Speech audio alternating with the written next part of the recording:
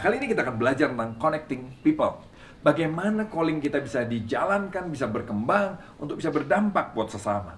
Kalau kita mau belajar ini, saya mau ajak kita lihat Matius 22 ayat 36 sampai 39. Bilang begini, ada seorang yang bertanya sama Tuhan Yesus waktu itu, "Guru, hukum mana yang terutama dalam hukum Taurat?"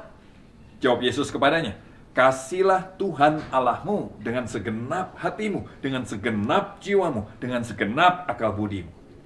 Itulah hukum yang terutama dan pertama.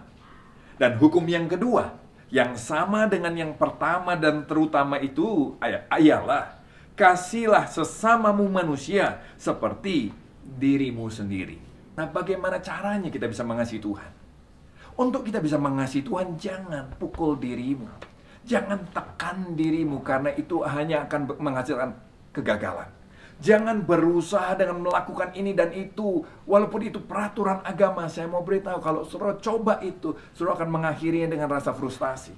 Inilah kasih itu. Bukan kita yang telah mengasihi Allah, tapi Allah yang telah mengasihi kita. Perhatikan baik, ini kuncinya. Bukan kita yang sudah sayang sama Tuhan, tapi Tuhan yang sudah lebih dulu sayang sama kita dan telah mengutus anaknya sebagai pendamaian bagi dosa-dosa kita. Jadi kita baru bisa mengasihi Allah dengan segenap hati kalau kita sudah menerima lebih dulu kasih Allah sama kita. Karena Alkitab bilang ini, bukan kamu yang mengasihi Tuhan. Alkitab mau bilang ini, kamu nggak bisa mengasihi Tuhan. Karena itu Tuhan yang mengasihi kita lebih dulu. Nah, bagian kita apa? Terima kasihnya, nikmati kasihnya, nikmati penerimaan yang sempurna atas kita. Alami kasih Allah lebih dulu. Kenapa ini penting? Karena inilah hukum yang terutama dan pertama. Karena dari yang pertama inilah jadi ada yang kedua. Hukum yang kedua yaitu apa? Kasih sesamamu manusia. Dan Alkitab yang lucu bilang nih, yang kedua sama dengan yang pertama. Maksudnya apa? Mengasihi sesama itu sama dengan mengasihi Tuhan. Dengan kata lain, seberapa jauh kita bisa melihat, apakah saya sudah mengasihi Tuhan ya? Dari mana kita bisa lihat itu?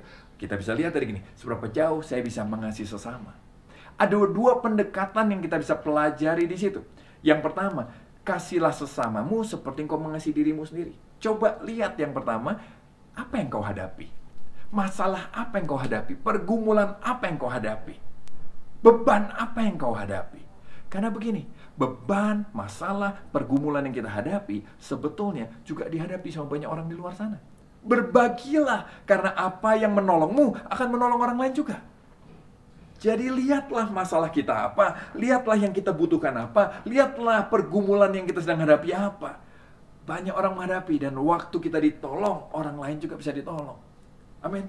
Saudara lapar, saudara makan, berbagilah, ada orang lapar di luar sana. Yang kedua adalah gini, coba tempatkan diri kita di posisi mereka. Kasihlah sesamamu manusia seperti dirimu sendiri. Taruh dulu diri kita di tempat mereka, di kondisi mereka. Terus bayangin, kalau saya di tempat mereka, apa yang saya rasa ya? Apa yang saya butuhkan? Apa yang menyenangkan saya ya? Jadi kalau saudara mau berkembang dalam mengembangkan calling kita supaya efektif berdampak buat orang, coba renungkan dua pendekatan ini. Apa masalah kita? Kalau itu menyembuhkan kita, itu akan menyembuhkan orang lain juga. Kalau itu menolong kita, itu akan menolong orang lain juga.